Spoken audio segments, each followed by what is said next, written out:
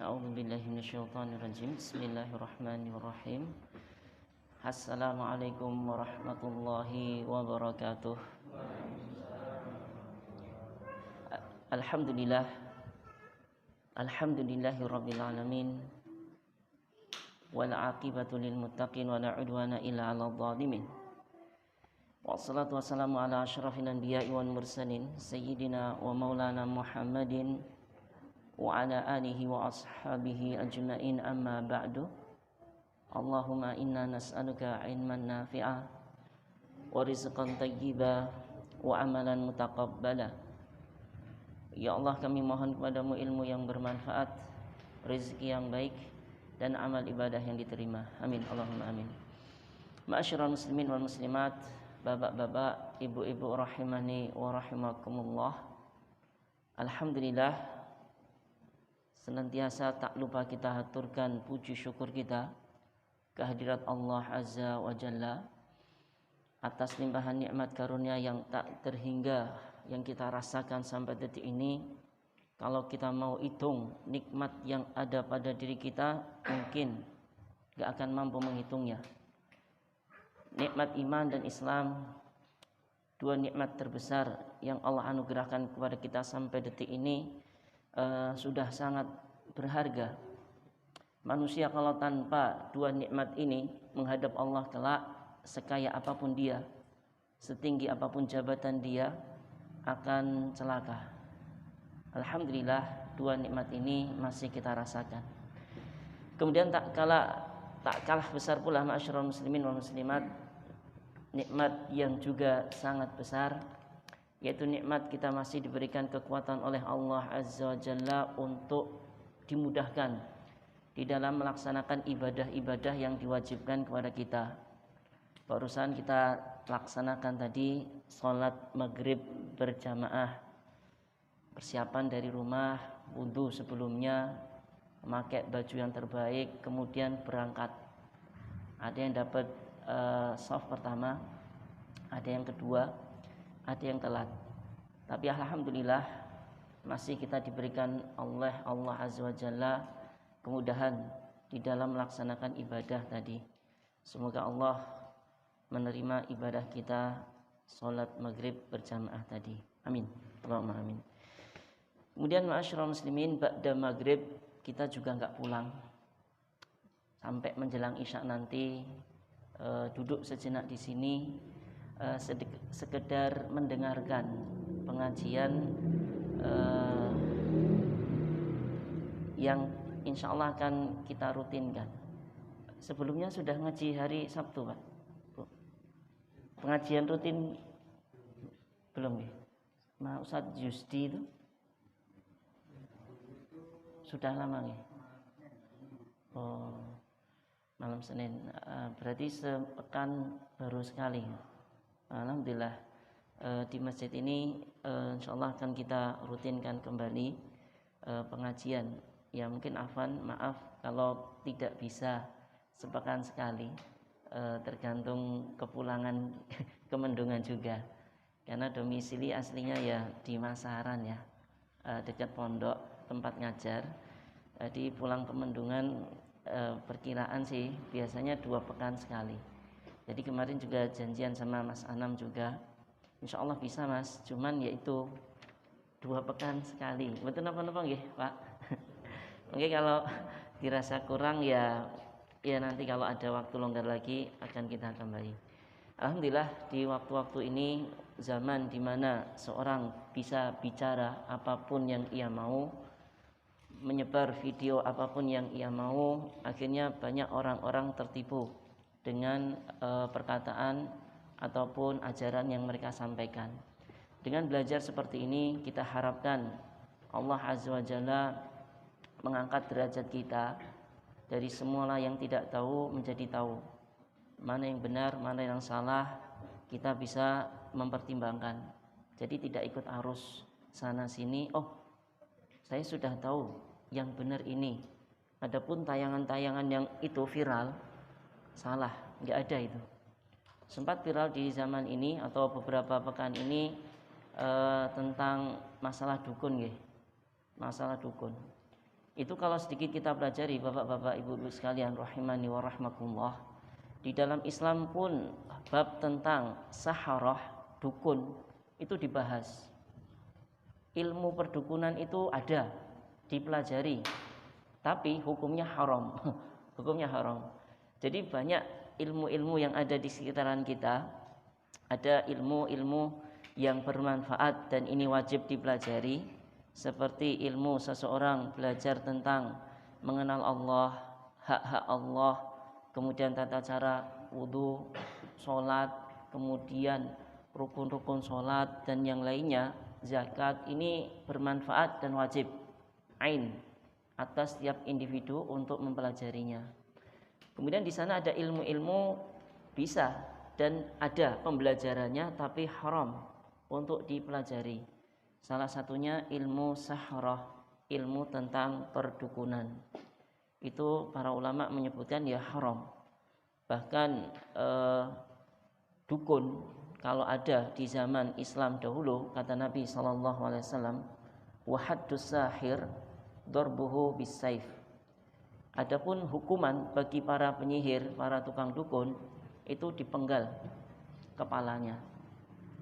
Kemudian seorang muslimin yang mendatangi dukun hanya sekedar datang, tidak bertanya dan membenarkan, ini dihukumi di dalam hadis Nabi. Beliau mengatakan sholatnya tidak diterima selama 40 hari 40 malam.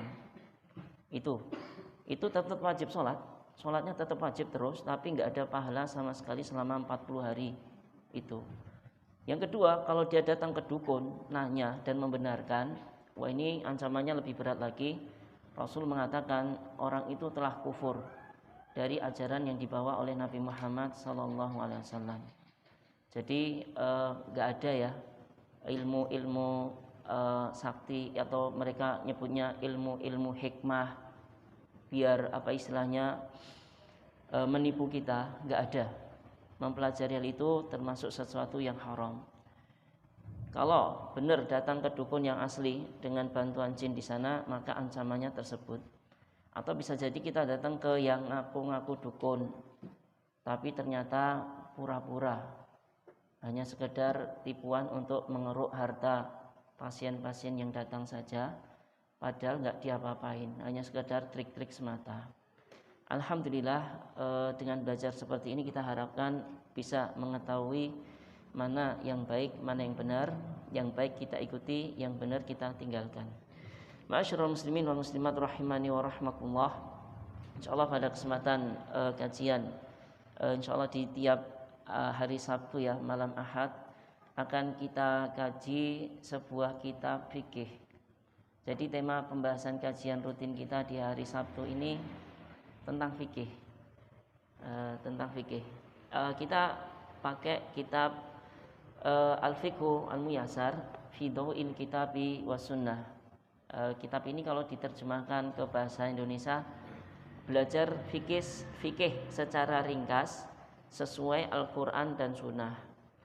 Kitab ini dikarang oleh 3 profesor di dalam fikih ya, ulama-ulama Saudi sana, yang mereka fokus mempelajari fikih dan mendakwahkannya. Akhirnya dari 3 ulama ini tersusunlah kitab fikih ringkas yang insya Allah cocok karena tidak terlalu berpanjang lebar di sana. Disebutkan hukumnya, tidak ada perselisihan di sana, langsung diambil pendapat yang sahih, kemudian dikuatkan dengan dalilnya. Jadi insya Allah ini cukup untuk pembelajaran di awal ini. Kalau misalkan nanti ingin lebih mempelajari tentang khilaf, perselisihan, mungkin di kesempatan yang lain. Kemudian ma'asyiral muslimin wal muslimat rahimani wa rahimakumullah, akan kita bahas insyaallah di kesempatan kali ini mungkin lanjutan dari yang pernah dibahas oleh Ustadz Yusdi ya, yaitu kalau beliau pernah membahas tentang hukum seputar air dan bersuci, maka di bab ini akan kita bahas tentang al-wudu, hukum seputar wudu.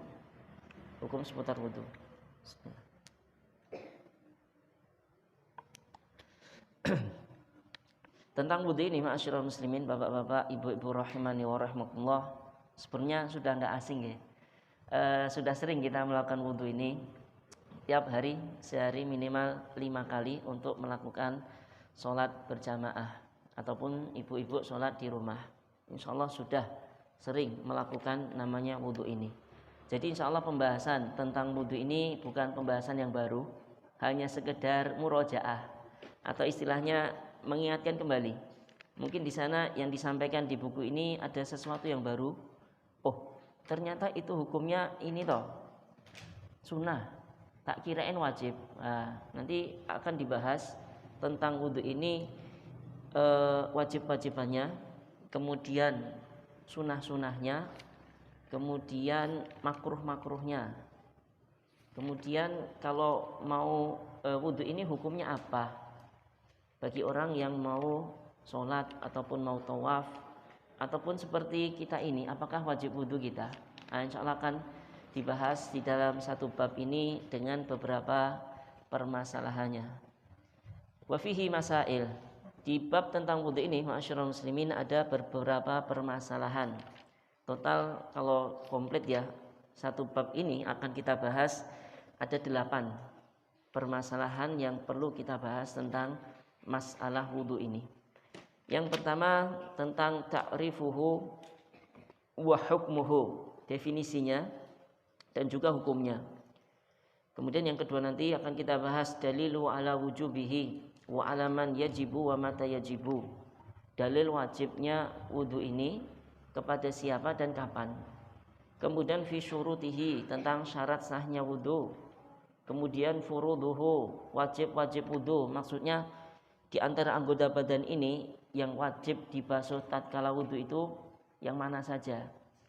Apakah semuanya ataukah hanya tertentu saja? Kemudian akan dibahas sunanuhu, sunnah wudhu. Kemudian berikutnya nawaqidihi, fi nawaqidihi, pembatal wudhu. Kemudian yang ketujuh ma yajibu lahul wudhu, wudhu ini wajib tatkala mau apa. Kemudian yang ke-8 disunahkan wudhu tatkala mau apa. Jadi di sini nggak wajib. Ada perbuatan-perbuatan kalau kita mau melakukan harus wudhu. Ada perbuatan-perbuatan dalam ibadah kita ini kalau mau melakukan sunnah saja, nggak wajib untuk wudhu. Akan kita bahas insya Allah 8 permasalahan ini di dalam satu bab tentang wudhu. Ya mungkin nggak bisa selesai dalam satu pertemuan ya. Ya kita usahakan ya secukupnya lah. Langsung saja, ma'asyiral muslimin wal muslimat, bapak-bapak, ibu-ibu rahimani wa rahimakumullah. Al-mas'alatul ula, yaitu ta'rifuhu wa hukmuhu, definisi wudhu dan juga hukumnya. Al-wudhu'u lughatan, wudhu dalam istilah bahasa Arab, mushtaqun minal wadha'ah, ini diambil dari pecahan kata al-wadha'ah, bermakna al-husnu wan nadhafah. Secara bahasa ya, kalau kita temui wudhu ini di kamus bahasa Arab artinya al-husnu, bagus, wan nadhafah, bersih. Jadi dan ini semakna dengan perbuatan wudhu ya. Kalau seorang wudhu itu nanti dia akan bagus tubuhnya dan bersih. Nah ini jadi makna secara syar'i ataupun secara bahasa connect ya, berhubungan. Adapun secara syar'an, nah ini ya yang biasa kita lakukan. Wudhu apa itu? Isti'malul ma'i fil a'dha'il arba'ah, yaitu menggunakan air yang sempat dibahas di pelajaran lalu ya, tentang hukum air yang sah dipakai untuk bersuci, yaitu air apa aja Pak? Banyak ya, air hujan, air sungai, air sumur. Oh, air niki sakit mboten, Pak? Bisa nggih ya? Cleo ini atau aqua itu kalau misalkan lagi sanyonya macet, ternyata ada ini, tetap ya wajib menggunakan air, tidak boleh tayamum. Masih bisa diusahakan untuk beli meskipun ini biasa dipakai untuk minum. Wudu ini menggunakan air yang sifat-sifatnya tadi suci dan mensucikan fil a'dha'il arba'ah, di anggota tubuh yang 4. Apa itu? Wajah, wal yadan kedua tangan, wa ra's kepala, wa rijlani dan kedua kaki. Ala sifatin makhsusatin, dengan sifat yang khusus di dalam syariat ini, ala wajhi ta'abudillah, dengan niat beribadah. Nah ini penting ya, yang terakhir ini membasuh semua anggota 4 tadi. Kalau hanya sekedar guyur alias biar seger, mau sholat nggak boleh.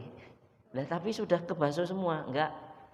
Itu tadi nggak ada niat untuk ibadah, hanya sekedar niat untuk biar seger aja. 4 anggota tubuh ini, wajah, badan, kaki, kepala terbasuh, belum memenuhi syarat untuk wudu, harus ada niat untuk beribadah. Ini tentang definisinya. Insya Allah pahamlah. Wudu yaitu menggunakan air dengan sifat yang khusus tadi, dialirkan ke 4 anggota badan kita dengan niat untuk beribadah. Adapun hukumnya, annahu wajibun 'alal muhdits idza arada shalah wa ma fi hukmiha. Hukumnya Pak Asyirul Muslimin, wudu ini wajib, tapi enggak setiap saat. Wajib bagi orang yang sedang berhadas, yaitu setelah mungkin kentut dia, mungkin habis buang air kecil. Maka kalau mau idza arada shalah, kalau dia mau melakukan sholat, maka hukum wudu ini wajib bagi dia, harus wudu terlebih dahulu. Tapi kalau kita sedang muhdis, hadas, tapi kalau nggak mau sholat, mau kerja, kemudian mau kegiatan apa, mau olahraga, yaitu nggak ada kewajiban untuk wudu, nggak ada.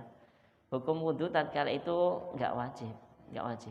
Tapi kalau mau dijaga wudunya, seperti dahulu Abu Hurairah ketika batal wudu,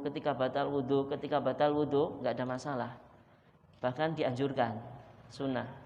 Dengan perbuatan ini saja Abu Hurairah radhiyallahu anhu dikabar gembirakan oleh Nabi terompahnya sandalnya terdengar suaranya di surga. Penasaran Nabi, kok bisa?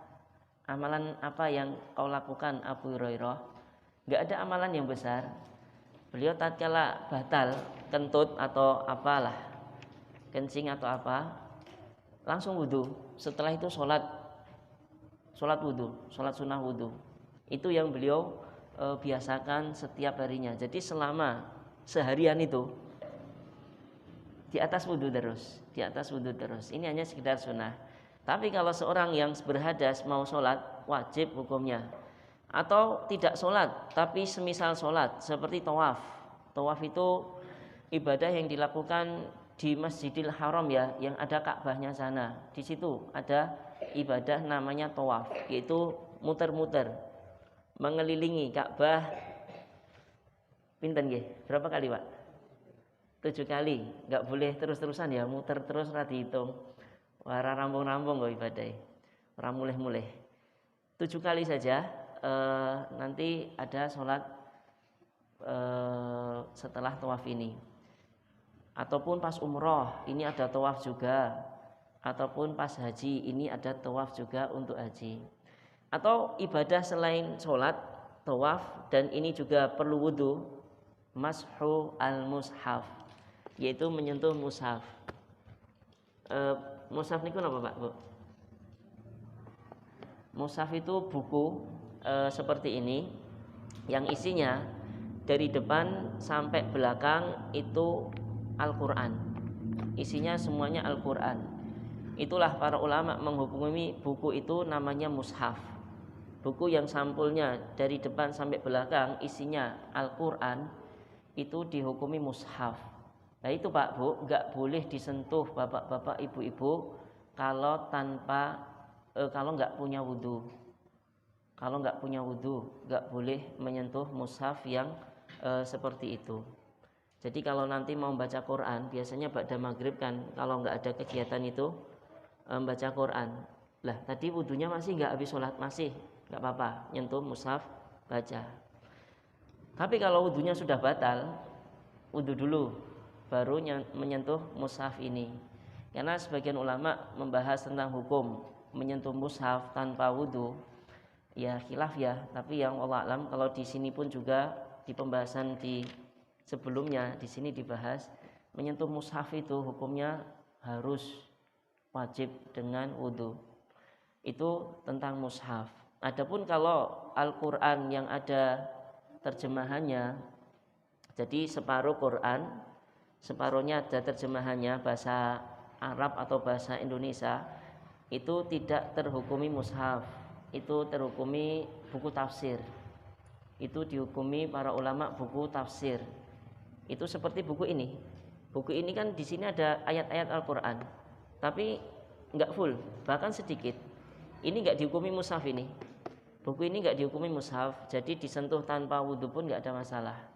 Tapi kalau yang full dari depan sampai belakang itu mushaf Quran, maka tidak boleh disentuh kecuali ada wudhu di kita. Ini masyarul muslimin wal muslimat, masalah yang pertama, takrif, definisi dan juga hukum wudhu itu sendiri. Hukumnya wajib bagi orang yang berhadas ketika mau sholat ataupun tawaf ataupun menyentuh mushaf. Adapun kalau Quran yang ada di HP ini enggak mushaf ya. Ini HP. HP disentuh tanpa wudhu meskipun di dalamnya ada aplikasi Al-Quran, enggak ada masalah. Enggak ada masalah. Wallahu taala alam. Kemudian masalah tsaniyah, masyarul muslimin wal muslimat barakallahu fikum. Masalah yang kedua di pembahasan tentang wudhu ini yaitu ad-dalilu ala wujubihi wa ala man yajibu wa mata yajibu. Dalil tentang kewajiban wudhu ini. Kalau tadi kita bilang wudhu itu wajib, harus bisa mendatangkan dalil. Jadi di dalam Islam ini harus jelas nggih, sebuah ibadah itu kalau enggak ada dalilnya kita patut ragu-ragu. Pak, baca zikir ini sekian 100 kali di waktu ini, waktu ini. Bentar. Ini ibadah, Pak. Ada dalilnya. Enggak ada masalah. Apalagi kita yang hidup di zaman ini, banyak orang yang tadi bicara macam-macam aneh-aneh. Sebagai orang muslim yang kritis, enggak bisa lah, enggak boleh menerima sesuatu yang baru kayak gitu itu tanpa kejelasan. Kalau bisa datangkan dalilnya, Pak. Dalilnya mana? Enggak ada. Ini kata guru saya. Oh, kalau kata gurunya enggak ada. Dalil itu qala Allah dan qala Rasul. Dalil itu adalah apa yang dikatakan Allah di dalam Al-Quran dan apa yang dikatakan Rasulullah Sallallahu Alaihi Wasallam di dalam hadis-hadisnya. Itu baru yang dinamakan dalil. Jadi mulai kita kritis, apalagi menyangkut ibadah ya, nggak boleh main-main, nggak boleh dibuat pertaruhan. Ini benar atau nggak benar, harus yakin benernya. Istilahnya kalau orang buat anak kok coba-coba, wah ini beda ya. Kalau kita buat surga kok coba-coba, itu nggak boleh, harus ada dalilnya. Wudhu ini jelas Qur'annya ada, hadisnya ada, bahkan ijma' kesepakatan para ulama tentang hal itu juga dinukilkan oleh para ulama. Yang pertama dari Quran yaitu di Quran surat Al-Maidah ayat 6. Di Quran surat Al-Maidah ayat 6.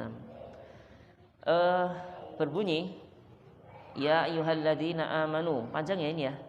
Idza qumtum ilas salati faghsilu wujuhakum wa aydiyakum ilal marafiqi wamsahu bi ru'usikum wa arjulakum ilal ka'bain. Sampai sini ayat tentang wudu sudah cukup. Kemudian lanjutannya ini tentang mandi besar. Kemudian dilanjutkan lagi di lanjutan ayat ini tentang tayamum. Jadi di ayat ini sudah komplit nggih Pak Bu. Ayat tentang bersuci baik dari hadas kecil yaitu wudu, hadas besar yaitu janabah atau suci dari haid dan nifas yaitu mandi. Kalau enggak ada air untuk melakukan wudu sama mandi, ada penggantinya yaitu tayamum. Ayat ini komplit. Kita baca di potongan ayat ini dulu.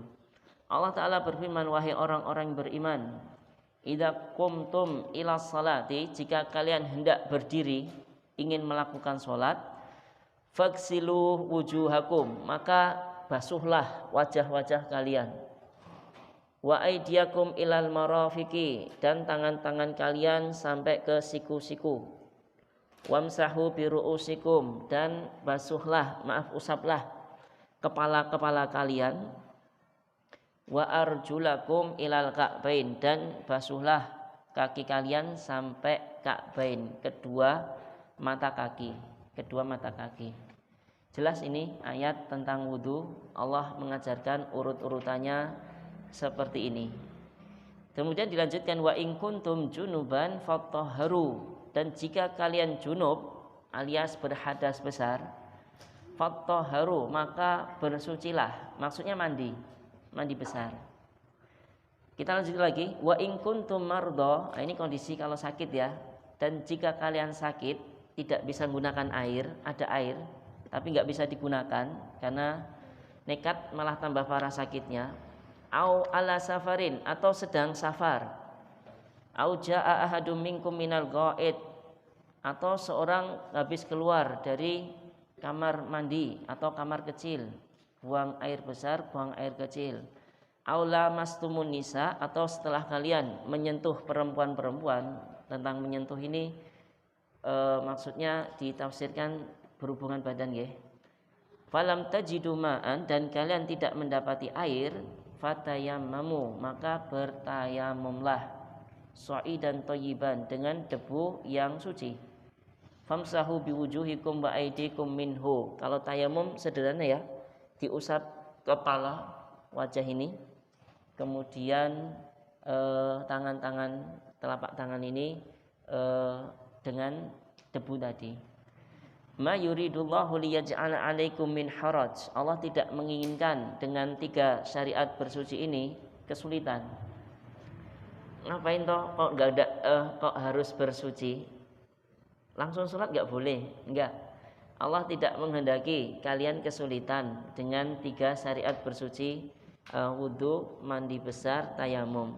Walakin, akan tetapi, yuridu liyutahhirakum, Allah ingin mensucikan kalian, wa yutimma ni'matahu 'alaikum la'allakum tashkurun, dan supaya Allah menyempurnakan nikmatnya atas kalian, supaya kalian menjadi orang-orang yang bersyukur. Jadi ma'asyiral muslimin wal muslimat rahimani wa rahmakumullah, syariat bersuci ini, yaitu membersihkan tubuh dengan air, baik dengan wudu, mandi, dan tayamum. Kalau nggak ada air, ini bukan termasuk kesulitan yang Allah sengaja untuk mensulit-sulitkan kita. Mau sholat kok ribet banget toh? Enggak. Banyak hikmah dari syariat thaharah ini. Di sini disebutkan 2 ya. Allah ingin mensucikan kita. Jadi pas sholat itu tubuh kita bersih. Ketika menghadap Allah itu enak, baunya enak. Beda halnya kalau kita enggak mandi, enggak wudu, baunya masih seperti itu, pakai baju habis kerja juga. Ini sholat sudah enggak khusyuk ini. Enggak khusyuk. Jadi ini yang pertama, membersihkan. Dan yang kedua, menyempurnakan nikmat Allah atas kita. Dan ini termasuk pembeda juga syariat kita Islam ini, umat Islam dengan umat-umat non-Islam tentang masalah bersuci. Sangat komplit, sangat rinci, gak ditemukan di syariat agama-agama yang lain. Bahkan ada seorang non-Islam tertarik masuk Islam gara-gara aturan di dalam Islam tatkala mau sholat saja itu sudah harus komplit, bersih banget, harus urut wudunya, mandinya harus terguyur semuanya.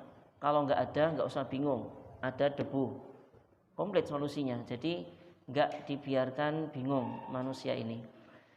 Wallahualam, kalau di agama yang lain nggak ada ya syariat bersuci sekomplit syariat kita ini. Alhamdulillah, ini bukti kebenaran Islam, penyempurna agama-agama terdahulu. Dengan datangnya Islam ini menjadi sempurna syariat yang Allah turunkan sejak di bawah Nabi yang pertama dahulu. Ini dari Quran surat Al-Maidah ayat 6. Dalil wudhu ada, dalil mandi besar yang akan kita bahas nanti juga ada di sini. Dalil tayamum yang akan kita bahas selanjutnya juga ada. Komplit ya Al-Maidah ayat 6 ini. Kemudian beralih kita ke dalil dari hadis, yaitu sabda Nabi Sallallahu Alaihi Wasallam. Beliau berkata, la yaqbalullahu salatan bi ghairi tuhurin wala sadaqatan min gululin. Rawahu Muslim. Beliau mengatakan Allah tidak menerima solat salah seorang dari kita bi ghairi tuhurin, tanpa bersuci. Nekat solat tanpa bersuci, baik dari hadas besar atau hadas kecil, solatnya tidak akan diterima oleh Allah Azza wa Jalla. Kemudian ada singgungan yang lain, wala shadaqatan min gululin, dan Allah tidak menerima sodakoh dari gulul. Gulul ini kalau dilihat catatan kaki ada itu keterangannya. Wal gululu as-saraqah min amwalil ghanimah wa ghairiha, yaitu gulul ini harta curian dari rampasan perang. Jadi kalau dulu ada syariat perang ya, jihad, itu kalau menang Pak Bu, itu dapat namanya ghanimah, harta rampasan perang. Hukumnya apa? Halal. Umat Islam ini termasuk istimewa.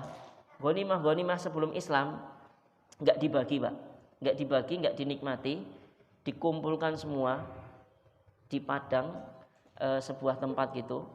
Kemudian nanti akan turun api dari langit. Kalau ini perangnya diridhoi oleh Allah, hartanya sudah terkumpul semua, api akan turun bakar bakar harta ghanimah ini, enggak dinikmati.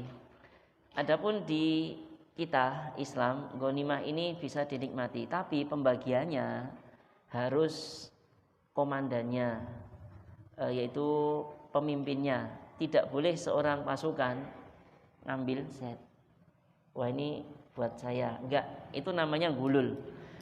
Sedekah dari harta curian seperti ini tidak diterima.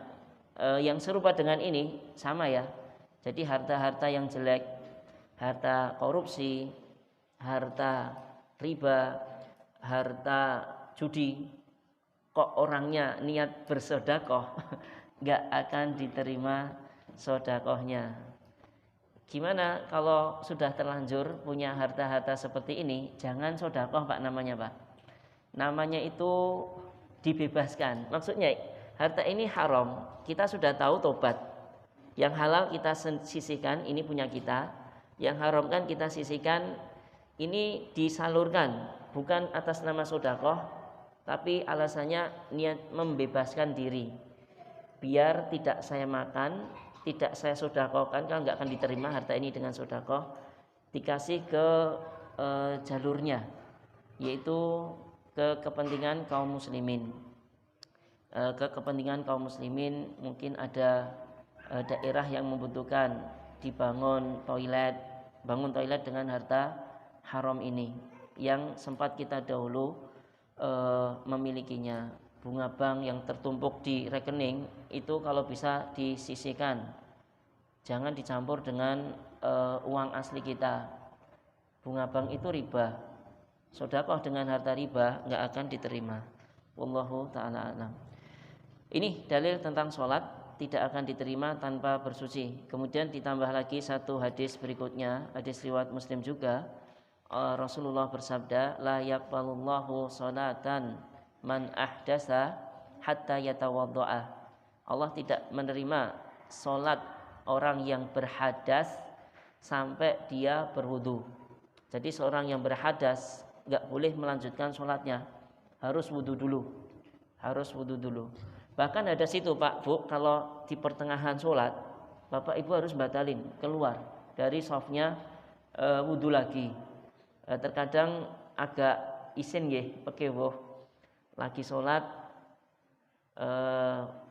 kok keluar, itu biasa Pak Bu, enggak ada masalah. Kalau nekat sholat padahal sudah batal, itu malah enggak boleh. itu malah nggak boleh. Nggak apa-apa, nanti tak ulangi sendiri di rumah. Nggak boleh, nggak boleh. Sengaja sholat padahal wudhunya sudah batal, itu haram, nggak boleh dilakukan. Meskipun nanti dia ngulangi lagi sholatnya, nggak apa-apa, keluar shaf ke belakang, wudhu sejenak, balik lagi ke shaf. Kalau masih dapat jemaah, alhamdulillah. Kalau enggak, ya enggak ada masalah. Nanti sholat sendirian. Ini tentang dalil ya, dari hadis ada 2. Hadis yang semisal ini banyak ya Pak.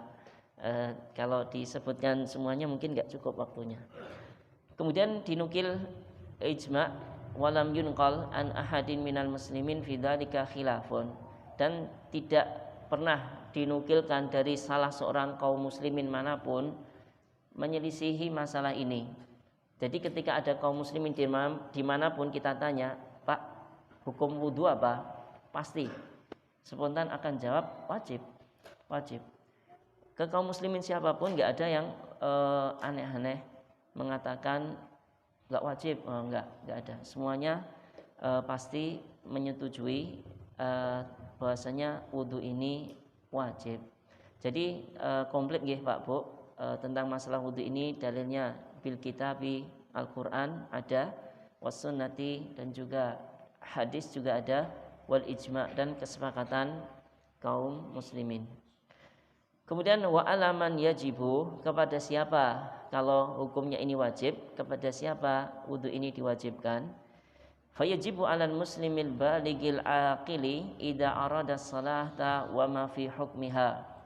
Maka hukum wajib ini terkena bagi setiap muslim al-balik yang dewasa, al-aqil dan berakal. Balik sama dewasa ini biasa disingkat mukallaf ya, terbebani syariat. Orang yang balik maksudnya tidak anak kecil. Kemudian akil, berakal, maksudnya tidak gila. Nah itu ya. Kalau kondisi kita seperti ini, maka wajib bagi kita untuk wudhu idza arada shalah, jika kita mau sholat. Adapun kalau anak kecil ya nanti diajari. Anak kecil yang belum balik ya diajari. Kalau ternyata nggak bisa sempurna, hanya sekedar jebuk-jebuk ini tok, basah, yang penting basah, nggak ada masalah. Wudhu bagi anak kecil belum wajib. Kalau bisa diajari, ajari. Kalau qadarullah belum bisa sempurna, nggak ada masalah. Nanti diajari sampai dewasa harus bisa. Baru dewasa itu kita tekankan, wudhumu salah leh, wudhune kudu ngene dan seterusnya.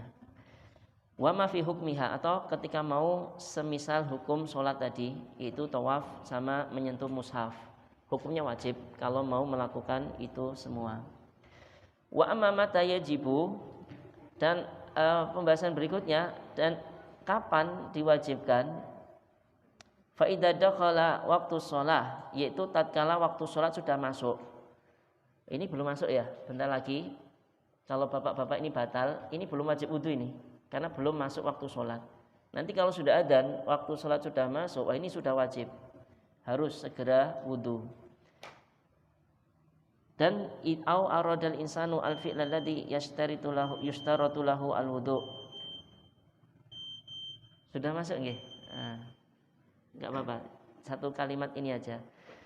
Kepada siapa diwajibkan? Itu seorang muslim yang dewasa dan yang berakal. Kapan diwajibkan? Tatkala sudah waktu masuk sholat dan orang ingin melakukan sesuatu yang sehukum dengan sholat tadi yang disyaratkan wudhu. Meskipun tidak berkaitan dengan waktu. Menyentuh mushaf itu kapanpun kita mau itu boleh, silakan. Tapi kalau belum punya wudhu nggak boleh. Harus wudhu dulu, wajib wudhu dulu baru menyentuh mushaf. Sama, tawaf juga di waktu apapun boleh tawaf. Kalau sholat di waktu-waktu tertentu. Wallahu ta'ala a'lam. Jadi terbahas alhamdulillah di kesempatan kali ini tentang 2 permasalahan. Ini hanya sekedar murojaah ya, pengingat kembali. Oh, wudhu dahulu pernah belajar saya di SMP atau SMA, banyak yang lupa. Kita ingatkan kembali pada kesempatan kali ini. Ada sesi tanya jawab apa langsung selesai? Atau adzan dulu biasanya? Oh, adzan selesai, berarti ini boleh lanjut sebentar. Oh, nah. Monggo Bapak-bapak, Ibu-ibu rahimani wa rahimakumullah. Mungkin ada sedikit waktu ya, 5 menit lah. Adzan kita tunda sebentar. Nanti setelah adzan kita selesaikan kajian ini. Monggo kalau ada 1-2 pertanyaan yang ingin ditanyakan atau pengen diulangi penjelasannya tadi kecepatan atau kurang jelas, monggo silakan ditanyakan. Bismillah.